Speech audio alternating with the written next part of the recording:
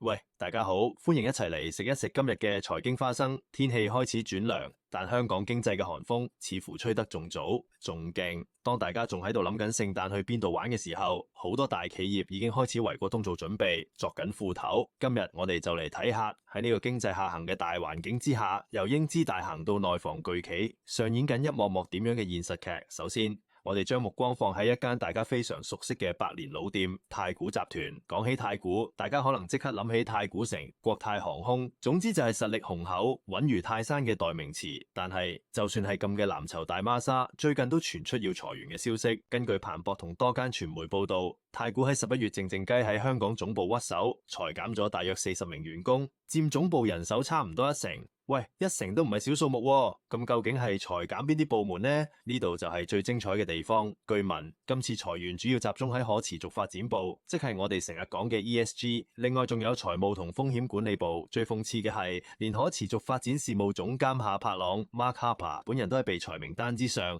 太古官方嘅回應就非常官方啦，話今次係為咗調整總部架構，提高整體效率，簡化部分流程，仲強調同公司嘅可持續發展承諾無關。你信唔信？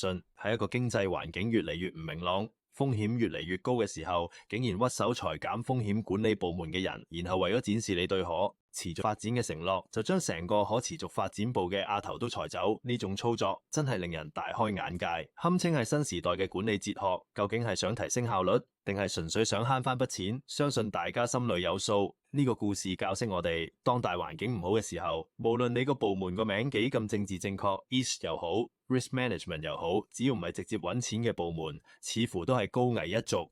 如果話太古裁員只係感到寒意，咁內房市場就直頭係處於冰河時期，水深火熱。我哋睇下另一間曾經嘅龍頭萬科嘅情況。可以話係一日之內經歷咗股債雙殺嘅驚心動魄場面。喺11月26號，萬科多隻喺內地發行嘅債券價格突然插水式倒跌，好幾隻債券跌幅超過2成，搞到要盤中臨時停牌。其中一隻22萬科02更加一度跌超過35%，一日之內仲要停牌2次，情況可以話係相當罕見。債券價格咁樣跌法，其實就係市場用真金白銀投票，話俾你聽，佢哋極度擔心萬科還唔到錢，債市冧，股市亦都不能幸免。萬科 A 股股價跌到近10年新低，港股嘅萬科企業股價亦都大跌超過6%。之前萬科先同深圳地鐵集團簽咗個高達120億人民幣嘅貸款框架協議，當時市場仲以為有國家隊阿爺射住，應該可以鬆一口氣。點知市場嘅反應話俾我哋知，呢筆錢可能只係杯水車薪。大家最擔心嘅係12月萬科就有一筆大約57億嘅中期票據到期，究竟到時夠唔夠錢還？市場嘅恐慌情緒就係對呢個問題嘅最好回答。萬科嘅例子再次證明，喺今時今日嘅內房市場已經無所謂大到不能倒，亦都無絕對安全嘅開發商。由太古嘅精簡架構到萬科嘅股債齊冧，我哋睇到企業喺經濟逆風下嘅掙扎。但講到最戲劇性、最有追看性嘅，始終都係恒大出場編連續劇。當萬科仲煩緊點樣還錢嘅時候，恒大嘅清盤團隊已經進入另一個階段，全球追債。而且最新一集嘅主角又係我哋熟悉嘅許家印前妻丁玉梅。根據最新消息，香港高等法院已經批准擴大對丁玉梅嘅資產禁制令。之前可能只係凍結香港嘅資產，而家戰線已經拉到去全世界。今次禁制令涵蓋嘅範圍包括加拿大、直布羅陀、澤西島同新加坡，涉及嘅資產總額超過2.2億美元，折合超過15億人民幣。我哋睇下啲錢收埋喺邊。加拿大嘅銀行戶口有大約1億加元，新加坡嘅銀行戶口有7100萬美元，連直布羅陀呢啲我哋平時聽都未聽過嘅避稅天堂都有成5760萬美元。恒大嘅律師團隊已經向相關銀行發出通知，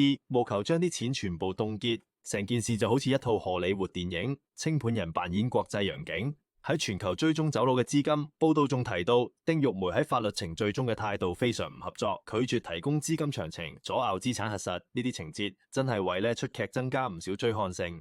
據估計，丁玉梅被全球追蹤同凍結嘅資產總額可能高達60億港元，即係大約7.7億美元。呢場技術性離婚背後嘅資產轉移大計，似乎正一步步被清盤團隊瓦解。呢件事亦都話俾我哋知，喺現代法律體系之下，想透過複雜嘅離岸公司同信託結構去隱藏資產，可能已經越嚟越難。對恒大嘅債權人嚟講，呢個或者係壞消息中嘅一線曙光。今日花生仔就講到呢度，記得 like 同 subscribe 支持我哋。唔好意思留言分享你嘅樓市睇法，或者想我哋下一集講啲乜，下次再見。